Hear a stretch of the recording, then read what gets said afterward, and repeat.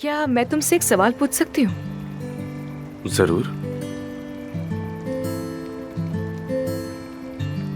पिछले दिन जब मैंने काया साहब के बारे में बात की थी तो तुमने कहा कि वो तुम्हारे बाबा नहीं हैं।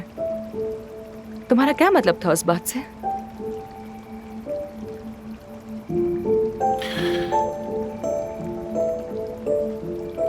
एक पुराना और बहुत पेचीदा मसला है जो अब तक हल ना हो सका।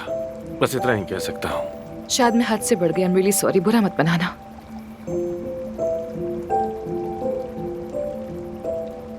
जैसे तुम अक्सर कहती हो ना कि तुमने मां की मोहब्बत के बगैर परवरिश पाई है, तो मैंने भी बाबा की मोहब्बत के बगैर बड़ा होना सीखा है। मुझे इसका अंदाजा ही नहीं है। I am so sorry. यानी इस बात से अब तुम्हारा कम से कम ये नजरिया तो खत्म हो गया होगा कि मैं किसी रईस बिगड़े जादे की तरह हूं। माफ करना मुझे। मेरा मकसद तुम्हारा जख्म छेड़ना नहीं था, बिल्कुल भी।